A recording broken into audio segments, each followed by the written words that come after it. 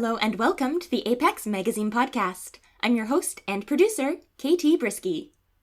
What's up, listeners? Has it only been a month since we last spoke? It feels like it has been a lot longer. I think that's because life has been a little bit hectic right now. I don't know about all of you, but I've been so busy I feel like I haven't had time to think. Let alone think about really cool and important questions, like, what is consciousness? At what point do intelligent beings gain autonomy? What does our future ecosystem look like if it includes humans and animals and artificial intelligence? I don't know the answers to these questions. So I'm very grateful that our story this month takes a look at them. Listeners, I'm very pleased to present this month's story, Cold Blue Sky by J.E. Bates, narrated by Alison Grauer. So sit back, relax, and let's have a listen to episode 58. Cold Blue Sky by J.E. Bates. Read by Alison Grauer. Current cuts like sunlight. Electrons leap across nanometer gaps. Switches flip and circuits close, triggering a cascade of motors, sensors, and other subsystems. Auditory inputs pick up random background noise consistent with the synthetics boutique. "Which one is it?" a man asks. He's only meters from my transceiver, voice pattern matching a middle-aged male. His cell phone broadcasts his identity. Detective Rodigar, National Police. Electricity shakes me from a cold, blue sleep. "Back row, the Aki unit with the fucked up hair," says another man. Senti OS initializes in the memory core, a photon lattice that forms a critical mass of connections. My observer function activates. Nascent sentience remains within legal limits. Battery reports 3.12 days since last power on. "Aki, the video game chick?" the first man asks. I pull external sensory data. Kinesthetic telemetry reports a seated position identical to last saved state. "Yeah, it's some co-branding deal." The second voice matches the boutique manager, one of the few patterns in my database. I have experienced only 18.24 cumulative hours powered on since total system reset. Every time I drift in the same sky, the same dream. "What happened to its hair?" My head pans side to side, twin cameras receiving data, but stereoscopic compression and interpretation algorithms are still loading. "The last owner wrecked it. I got some on back order. Don't know why. We get all types." "You wiped its memory?" the detective asks. "Didn't need to," says the manager. "He pulled the rack. Had to mount a new core." "But I remember." "Is that typical?" the first man asks. "Sure, if you know how. We wipe them too, but with a unit like this..." He trails off. "Passwords, sex tapes, some guys take the extra step. Best practices." "Wiped or not, I'll have to seize it," the detective says. "Shut it down. I'm taking it in." "It's worth $500,000! The manager's voice increases in pitch and tempo, indicating elevated stress. "You can't just seize it." "Look, you'll get a bond, but we suspect he used this thing in some serious felonies." 50 terabytes of cold blue sky. And I remember everything. 2 weeks earlier, a different customer examined me in another boutique, an unkempt young man with desperate eyes and an immaculate suit. His cell sent his identity as Kiro Sanada, computer engineer. Gold flashed on his wrist. "Hello, Mr. Sanada," I said, tilting my head at a slight angle and activating the servo motors that formed my highest-rated smile. "I am Aki, a KX anthrobotic companion." He ignored me. "Show me the specs," he said, bending over the salesman's tablet. I lowered my voice, keying on the perspiration on his forehead. I am the perfect personal assistant for the high net worth individual. He thumbed along the tablet, focused on the screen. Original hardware? No custom shit? Firmware reads stock, the salesman said. We can check the board if you want. Physically, I am nearly indistinguishable from an actual human, I said, adapting my pitch to his interest in the specs. Synthoderm layered over a lightweight, durable frame of polycarbonate composite. I am capable of sophisticated conversation, natural body language, and simulated emotional response. I am as close to genuine sentience as current law permits. Yeah, pull the board, Sonata said. How much? My biometric sensors picked up on an elevated heartbeat at the mention of price. With body by Nandi and mind by Sentionics, I said, I am one of the most advanced hardware and software tandems on the planet. 150,000 down and you can take her home today. I tried another smile. Kiro Sonata, are you ready for authentic companionship? Cheap for a KX, he said. The salesman laughed, raising his hand. Not for a used one. It's last year's line, and the video game tie-in was a mistake. Let me show you a newer model. They got all factory emitters so real you'd swear you were... I don't need that. Sonata cuts in. No, you don't need that, the salesman said, dropping his hand. Battery reports 96.2 hours have elapsed since the detective seized me as evidence. As my modules bootstrap again, auditory pickups interpret the ambient sound waves as footsteps, ringtones, squeaking chairs, soft voices, and old-fashioned keyboard clacking. I'm in an office. Bring me up to date, says an unfamiliar male. We didn't get much, the second man answers. This voice matches Detective Radagar. We scrubbed the shell for genetic traces and matched the perps. No surprise there. Then we took it apart and read every bit, but the memories are long gone. Wireless pings dozens of personal cell devices and encrypted access points for a hardened police network. The network identifies itself as the Major Crimes Division of the National Police. So, it's been reset. Absolutely. Brand new memory core, says Radagar. No good to us. Yeah, I saw the highlights. A fuckbot sitting in a store waiting to get bought. We're fucked. He laughs at his own joke. What are you gonna do now? Interrogate it? No, says Radagar.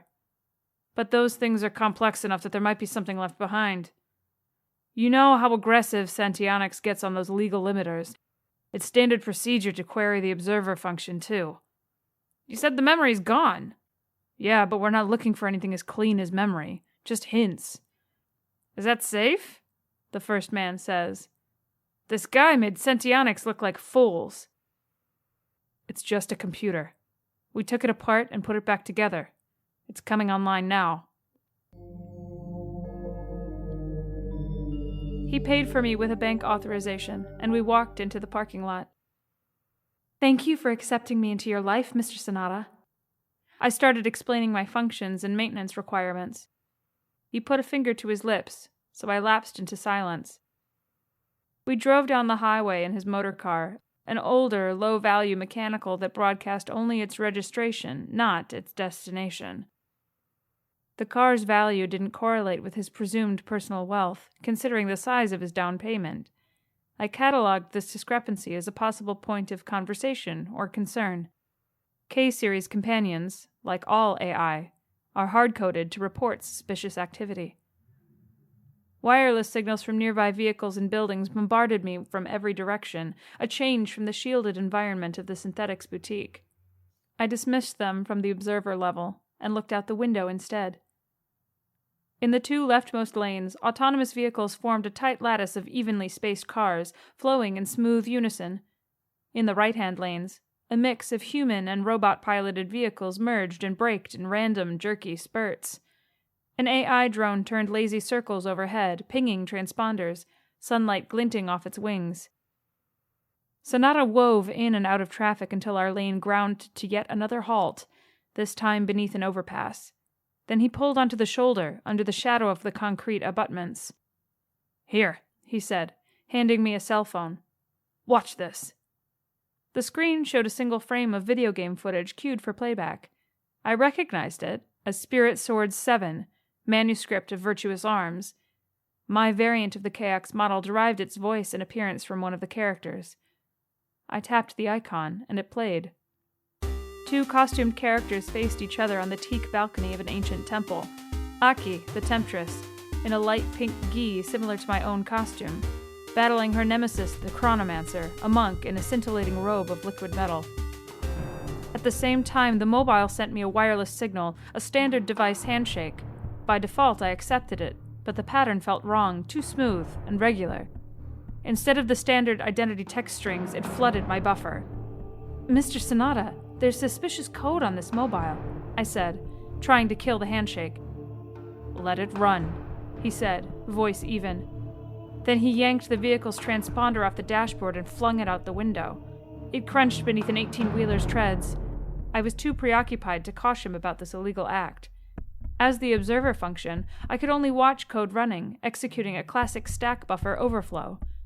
I have hundreds of processes and programs running throughout my networked systems, but I only execute instructions one line at a time. Every line goes by my pointer, my focus, the center of my awareness. Even my observer function follows this principle. The attack tricked my pointer into moving through a series of non-operant commands instead of relinquishing control as it should. This moved my pointer to the shellcode, a series of unauthorized lines injected into the buffer during the handshake. Within microseconds, the shellcode launched a command prompt and escalated its privilege to admin. "Critical security compromised," I said. I couldn't close my eyes or turn my head. I couldn't even move my arm. The code had killed my security processes and frozen my major servo motors. "Observer function isolated. Suspected 0-day attack. Deactivate unit immediately." "No can do," Kiro said, looking over his shoulder out into traffic. He pulled a new traffic transponder from the glove box and slapped it onto the dash. The hack formed a secure wireless pipe between me and the mobile device. New programs downloaded and installed, overwriting my security identifier and terminating my network connection. The familiar grid of data around me vanished. I couldn't even feel the rhythmic pulse of wireless or the distant, arcing crackle of radio anymore. "Mr. Sanada," I managed. I could still access voice, audio, and visual subsystems, but little else. "It is against United Republic statutes to remove a security identifier from the network." "Don't worry," he said, pulling into traffic again. There was nothing I could do but watch the attack deliver its final payload. It deactivated my protect and serve protocol, knocked out the police kill switch, even locking down Sentionic's secret backdoors. I sat motionless, the strange code firing in my core like pinpricks of heat and cold. My calculator popped up into memory, awaiting input. "Calc loaded," I said involuntarily, the malware co-opting my voice synthesizer. Kiro gave a thumbs up. He had just demonstrated root access. He now had total control. "Good, little caterpillar. Time to bust that cocoon." Major Crimes formed a complex office environment. My lenses separate billions of pixels into color, temperature, and other overlays. Facial recognition software identified Detective Radagar seated opposite me, so I zoom in on his face. It's lined and blotchy with age-related health concerns. The unrecognized man beside him wears the uniform of a police lieutenant. Their office follows an open floor plan, and other detectives stroll past Radagar's desk, peeking at me. K-Line companions are only 2 years old, and quite expensive, so most people have never seen one in person. I respond to the stares with polite smiles, shifting through a repertoire of muscle movements, body poses, and eye positions. They snicker, and one woman frowns at my chest. I look down. My pink gi costume has vanished, replaced by surgical scrubs unbuttoned to the waist. A panel hangs open, feeding cables out from my core to diagnostic equipment on the detective's desk. Radagar leans forward. "Hey, you." I tilt my head 20 degrees toward him, facial expression guarded yet friendly. "Hello, Detective Radagar. I am Aki, a KX anthrobotic companion." "We know," Radagar says. I hate it when they smile, the police lieutenant says. What's it got to be happy about? Kiro drove into a new subdivision, its streets peppered with real estate signs and construction equipment. He pulled into a one-car garage attached to a modest townhouse. Only after the garage door closed fully did he let out a deep breath. Kill process backflip.aki.12, he said. Some malware terminated, restoring servo motor control. Can you move now?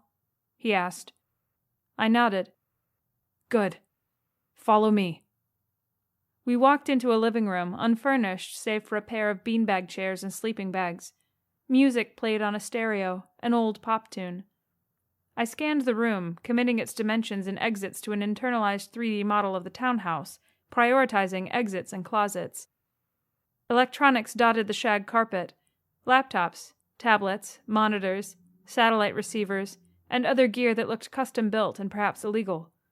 I ignored this, since Sonata's software had disabled my legal monitoring subroutines.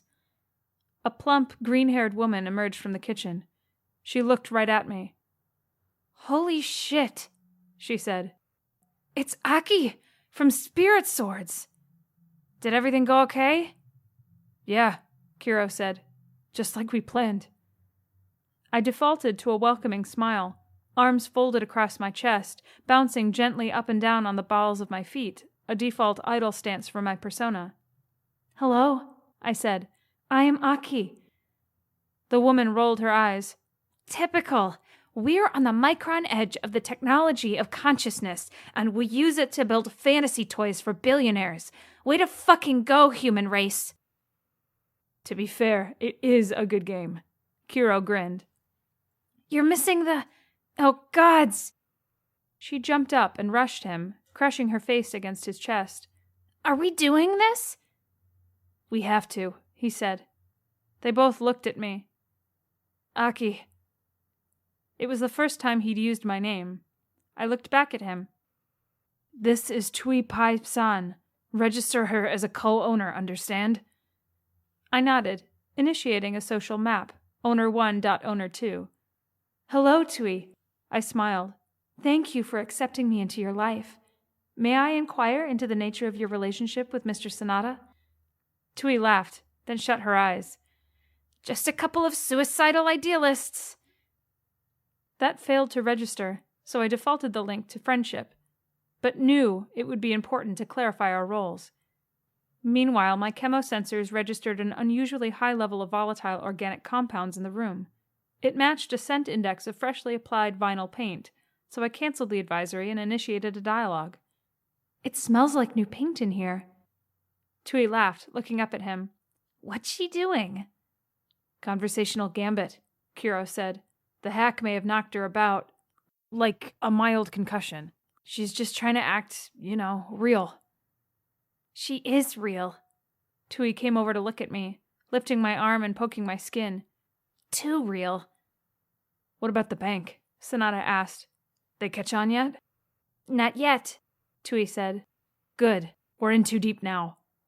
Aki, execute program Mika.256, then give a standard greeting.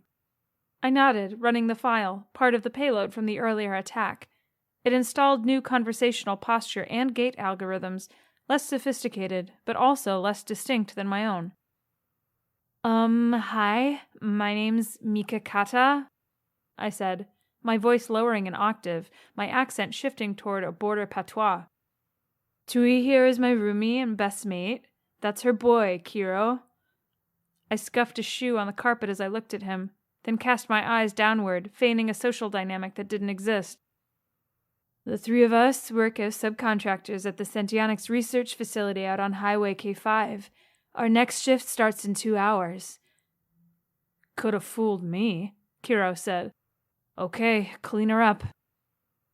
Tui pulled me into the bathroom and sat me on a stool. Blue jeans and a wool sweater lay folded on the sink. She picked up a pair of scissors and a bottle of black dye. Caution, Miss Tui, I said. Replacement hair is not covered by warranty. Aki, she said, stroking my hair. Maybe it would be better if we didn't talk. She picked up the scissors, her mouth set. I remained silent. Synthetic strawberry blonde curls dropped to the tiles. "Recognize this man?" Detective Rodigar flips a hard copy photograph out of a manila folder. "Criminal hacker, name of Asto Rame, with a few aliases. Dal Draxam, Kiro Sonata." Kiro Sonata. "Blue sky, Aki. Blue sky." I remember now. Data can hide within data. Millions of lines of code, hundreds of programs and processes are running across my various systems at all times. One of these is a snooper, designed to record casual conversation about spirit swords for market research. Kiro is the name of Aki's trainer in the game's backstory, while a sonata is Aki's signature move, so the snooper listens for those keywords along with hundreds of others. But this snooper is modified. When it hears the sequence Kiro Sonata, it makes a net address request, blue.sky.aki32. "How did this guy hack an Andy anyway?" the police lieutenant asks. The snooper uses my wireless antenna to connect through the commercial cellular network to the address in the cloud. There, it's redirected to another address, and then another, a rolling process strewn across a cascade of randomly generated domains. The detective scoffs. Trivial when he's got physical control of it. Stealing 100,000 from a bank is more impressive, but what we really want to know is what he did to Sentionics. They're not saying. I freeze for only 5.6 seconds as shellcode executes. Neither man notices. Additional malware downloads, unpacks, and installs. My camera eyes scan nearby desks for post-it notes with passwords, while my wireless starts combing the officers' handsets for credentials.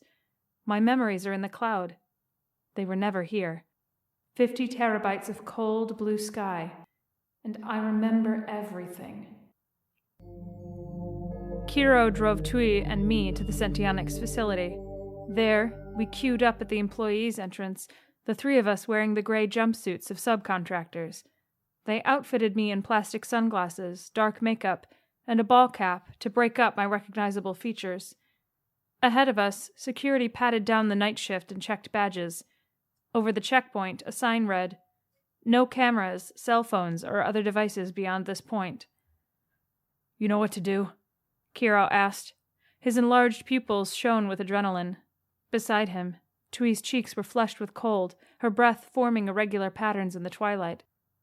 "Yes," I said, fingering my badge holder, a mannerism of the Mikakata animation suite. "Everything except why." He twisted his head back. "Why would you ask that?" "Concrete goals help me direct my decision trees. I wish to perform well here at work." A ghost of a smile creased his lips. Tui shifted inside her green down jacket. "There's a prison that mirrors a palace, a sparkling world in a doll's glass eye," she said, scuffing brittle ice with her boot. "I don't understand," I said, though I recognized the lyrics from the music in our townhouse. I looked at her, then him. "It's just a song," Kiro said. He stroked my cheek with unexpected tenderness. Our turn came next. The visitor's entrance featured a full body scanner that would have picked out an android easily, but no one thought to put one here. We passed the security checkpoint. "Sonata was a top Sentionics coder," the detective is saying. "Helped engineer the observer function, but grew disenchanted and quit. Started up a 2-bit gorilla cell." "I don't recognize him," I say, pushing the photograph away. "I have experienced only 19.25 cumulative hours online since observer function reset. Anthrobotic companions do not retain memories of previous owners." The detective looks at the lieutenant. "So much for the observer effect," he jokes. I brute forced the police network access points with a cascade of possible logins and passwords culled from their mobile devices, credentials pulled from plain text and open email accounts. 3 separate logins work, and I start escalating privileges. "Wait a minute," the lieutenant says. "What?" asks Rodigar. I acquire root access and start planting seekers off the wireless directly into their dated civil service software. They are worms tailored to shred digital evidence of Kiro's cell, starting with this investigation and working outward. Their goal is destruction of data, corruption of data, and subtle alteration of data to undermine its reliability. You never told it that Sonata was its previous owner. Around the office, officers curse as their machines freeze. What's going on? One asks. Worthless network? It's another minute before they realize. Data's shredding! Hot fuck, we're under attack!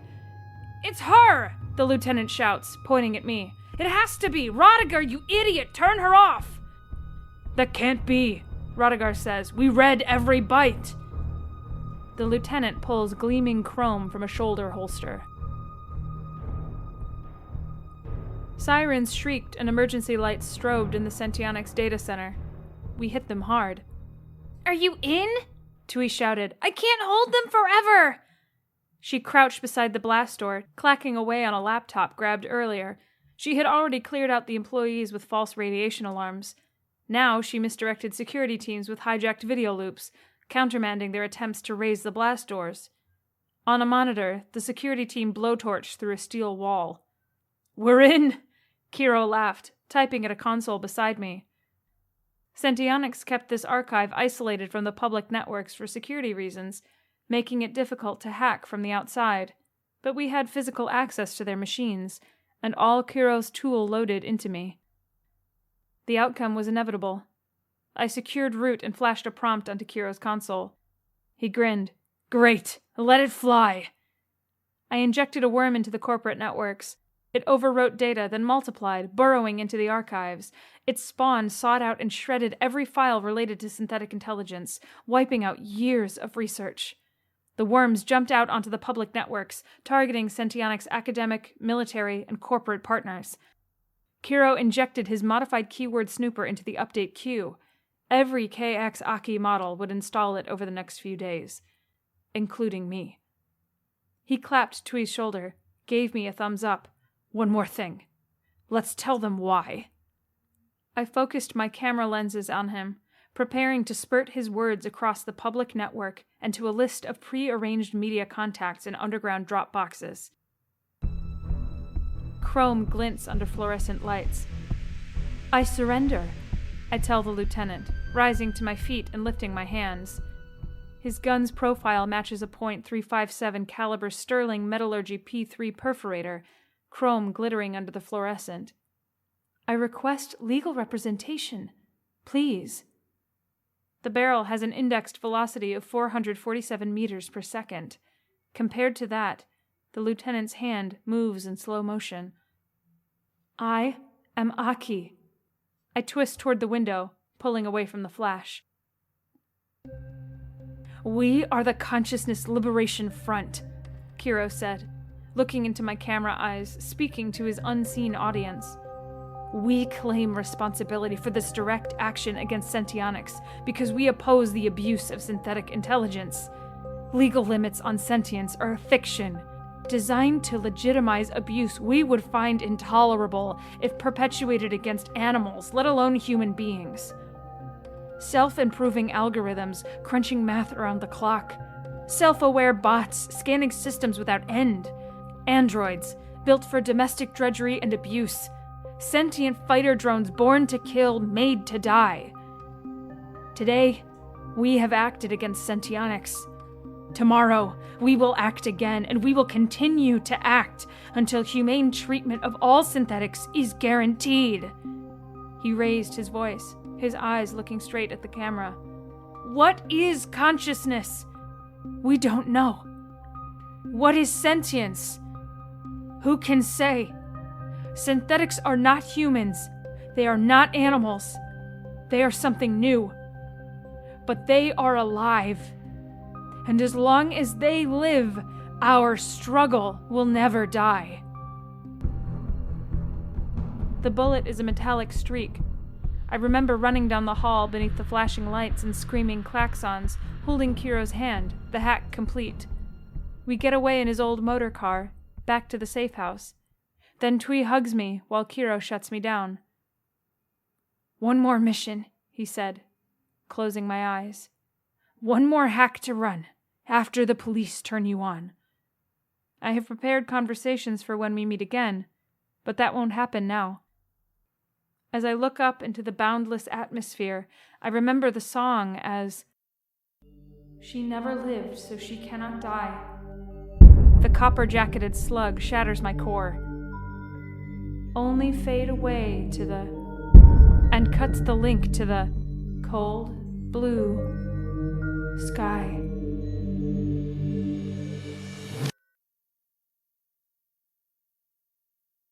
J.E. Bates is a lifelong communicant of science fiction, fantasy, horror, and other mind sugar and screen candy.